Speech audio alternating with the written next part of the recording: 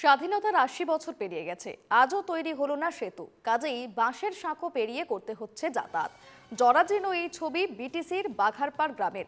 একাধিক গ্রামের মানুষ এই সাঁকোর ওপর নির্ভরশীল। ৭ বছর আগে সেতু নির্মাণ কাজ শুরু হয়েছিল, কিন্তু সেই কাজ এখনো শেষ না হওয়ায় গাঁটের কোটি খরচ করে বাঁশের সাঁকো নির্মাণ করে গ্রামের মানুষ। কিন্তু তারও এতটাই খারাপ পরিস্থিতি, তাই বাধ্য হয়ে সাঁকোর পাশে থাকা লোহার পাইপ এখন যাতায়াতের একমাত্র ভরসা।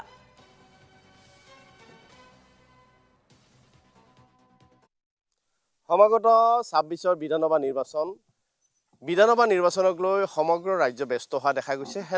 সেই পৰিপ্ৰেক্ষিতত মই উপস্থিত আছোঁ নৱগঠিত মানাহ সমষ্টিত, আৰু মই নৱগঠিত মানাহ সমষ্টিৰ এক উন্নয়নৰ স্বৰূপ দেখুৱাম।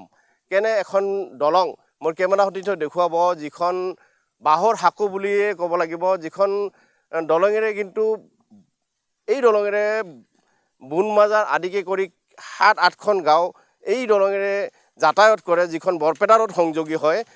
আৰু ইয়াত একাংশ স্থানীয় লোক আছে, তেওঁলোকৰ পৰা মই কিছু কথা জানিবলৈ চেষ্টা কৰিম। এই গাঁওখনৰ নাম কি? এই গাঁওখনৰ নাম বাঘাৰপাৰ। কেনেকুৱা সমস্যাত ভুগি আছে? আৰু নকবি আৰু একেবাৰে মানুহকেইটা একদম হাৰাশাস্তি লাগি গৈছে। পানী আহিলেতো যাবই নোৱাৰি। এই স্কুলৰ ছাত্ৰবিলাক এনেকৈ ঘূৰি যাব লাগে, ইমান দূৰ এই বাঘাপাৰাৰ চলিকেইটাই স্কুলত গ'লে এনেকৈ ঘূৰি যাব লাগে ৩ মাইল ৪ মাইল ফাঁকি। অসুবিধা, পুরা অসুবিধা। পানি আলি তো যাবাই নরে একদম। এই ৬ মাহ ১ মাহ ২ মাহ পরে পরে এই দলংটো বানাবা লাগে, আৰু বাঁহ কাটবা লাগে, গ্ৰামেৰ বস্তিৰ পৰা খুঁজি খুঁজি আনবা লাগে, ১টা ২টা ৩টা এনেকুৱা, আৰু ৰাইজে কাম কৰবা লাগে। ৰাইজে আৰু কিমান কষ্ট কৰব।